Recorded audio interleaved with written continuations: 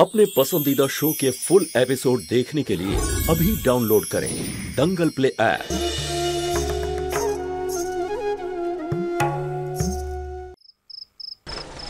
মা কোথায় কোথায় আমার জ্যোতি? আঙ্কেল ও ভেতরে আছে, কিন্তু আপনারা ওর সাথে দেখা করার আগে আমি আপনাদের সাথে কিছু কথা বলতে চাই। আমি জানি যে ওকে নিয়ে আপনারা খুবই চিন্তায় আছেন, কিন্তু আমাদের এই কষ্টটা জ্যোতির কষ্টের কাছে কিছুই নয়। এই সময় আমাদের সকলের সাহায্য ওর প্রয়োজন। এই জন্য প্লিজ আমি আপনাদের কাছে রিকোয়েস্ট করছি, জ্যোতির সামনে আপনারা কেউ কাঁদবেন না।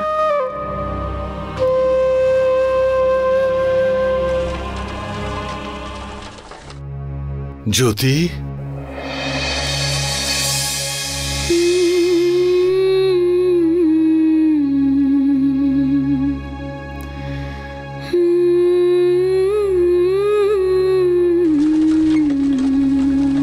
দিদি, শরীর কেমন আছে মা? ভগবানকে অনেক অনেক ধন্যবাদ যে আমাদের মেয়েকে রক্ষা করেছেন। আর দেখো, কল্পনাকেও ঠিক সময় পাঠিয়ে দিয়েছেন। বাবা, দিদি সুস্থ মনে হচ্ছে। এখন আমরা ওকে বাড়িতে নিয়ে যেতে পারি? চ মা, নিজের বাড়িতে চল।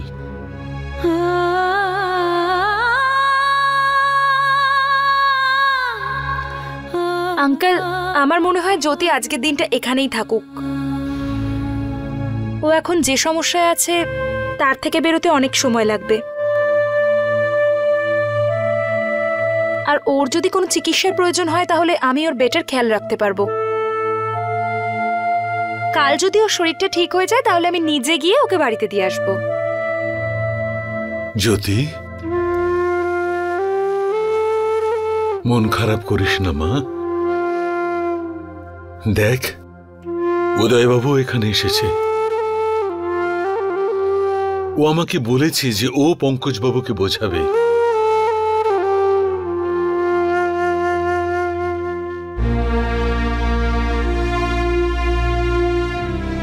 উদয় বাবা, তুমি আমাকেও সঙ্গে নিয়ে চলো। আমি বোঝাবো পঙ্কজবাবুকে যে জ্যোতি যা কিছু করেছে, ও যা কিছু করেছে সব পরিস্থিতির চাপে পড়ে করেছে, কাউকে ঠকায়নিও। আমার কথা বুঝবে, ও ক্ষমা করে দেবে জ্যোতিকে, আর সঙ্গে করে বাড়ি নিয়ে যাবে। আমাকে নিয়ে চলো বাবা।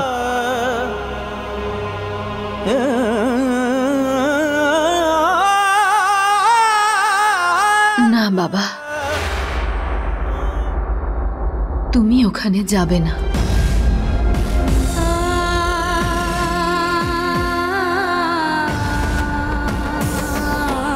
কিন্তু মা, ও বাবা, তুমি ওদেরকে বোঝালে খুব বেশি কি হবে বলো তো? ওরা আমাকে ওদের বাড়িতে আশ্রয় দেবে, কিন্তু নিজের মন থেকে ও আমাকে আর কখনো নিজের স্ত্রী হিসেবে স্বীকার করতে পারবে না। আর এই সত্যিটা জানার পরে আমি ওই বাড়িতে গিয়ে কি করে থাকবো? তুমি পঙ্কজকে আর কখনো কিছু বলবে না।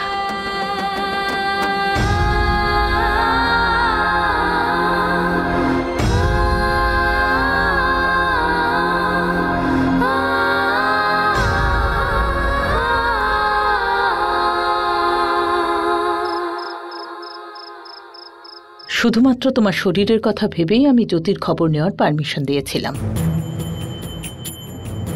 কিন্তু দ্বিতীয়বার আর এই আশা করবে না। মা, অনেক শুনেছি আর অনেক দেখেছি তোর ছেলে মানুষই উদয়। কিরকম ভাই রে তুই? দাদার কষ্টটা দেখতে পাচ্ছিস না? ওখানে পঙ্কজ একলা ঘরে বসে কষ্ট পাচ্ছে, কাঁদছে, আর তুই এখানে দাঁড়িয়ে সেই মেয়েটার পক্ষ নিচ্ছিস যার জন্য এইসব হয়েছে। আমি কারোর পক্ষ নিচ্ছি না, বরং দাদা যে ভুলটা করে ফেলেছে সেটাকে ঠিক করার চেষ্টা করছি। জ্যোতি বৌদি নির্দোষ। না উদয়, তোর কথা শুনে আমার লজ্জা করছে। লজ্জা করছে যে আমি কি ধরনের শিক্ষা দিয়েছি তোকে। না তোর দাদার চিন্তা করছিস, না নিজের পরিবারের মান সম্মানের কথা চিন্তা করছিস।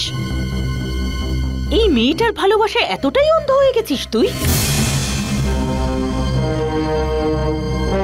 আমার মনে হয়েছিল জ্যোতিষ সত্যিটা জানার পর তুই সুধাকে নিজের জীবন থেকে সরিয়ে দেবে। সেই ঠকবাজের বনি তো, সেই নোংরা রক্ত বইছে ওরও শরীরে। ভয় করছে আমার, খুব ভয় করছে আমার যে পঙ্কজের মতোই তোকেও না সুধা ওই একইভাবে ঠকায়। মা, সুধার সঙ্গে আমার সম্পর্কটা আমার মৃত্যুর পরেই শেষ হবে। আর রইল পড়ে এই বিষয়টা, তুমিও এটা ভালো করে জানো যে সুধার এতে কোনো দোষ নেই।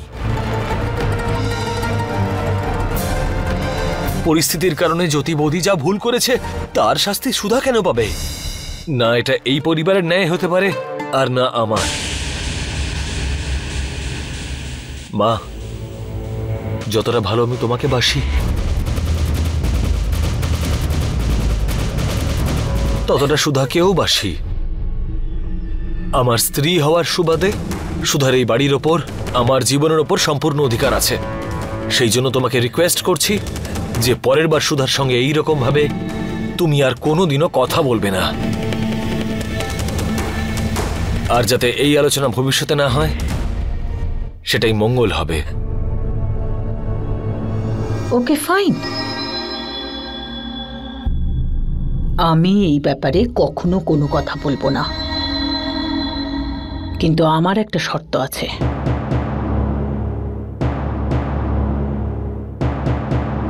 যদি সুধা এই পরিবারের মান সম্মান, এই বাড়ির লোকেদের কথা একটুও ভেবে থাকে, যদিও এই পরিবারের বৌমা হয়ে তোর বউ হয়ে এই বাড়িতে থাকতে চায়, তাহলে আজ থেকে, বরং এখন থেকেই জ্যোতির সাথে তোমার সমস্ত সম্পর্ক চিরকালের জন্য শেষ করে দিতে হবে।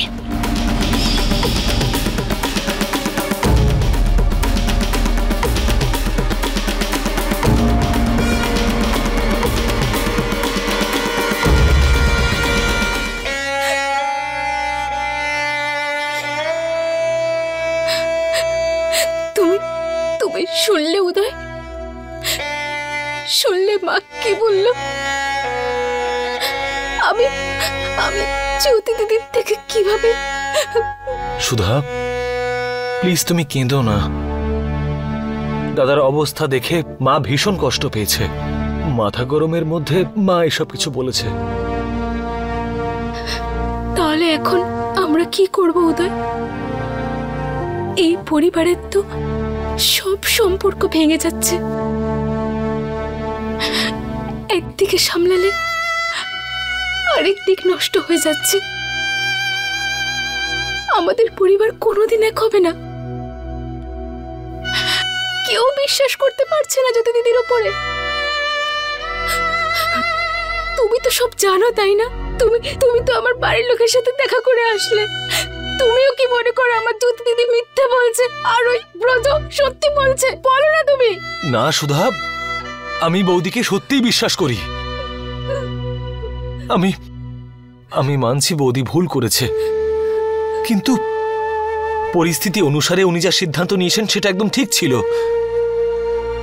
আর দাদার অবস্থাটাও আমি বুঝতে পারছি। উনিও মানুষ, উনিও নিশ্চয়ই কষ্ট পেয়েছেন। কিন্তু এইভাবেই বৌদিকে এই বাড়ি থেকে বের করে দেওয়া, নিজের জীবন থেকে বের করে দেওয়া, এটা কোনো সমাধান হতে পারে না। দাদার সঙ্গে আমাকে কথা বলতে হবে। একটা মিসআন্ডারস্ট্যান্ডিং এর জন্য নিজের পরিবারকে ভাঙতে দিতে পারি না, কখনোই নয়।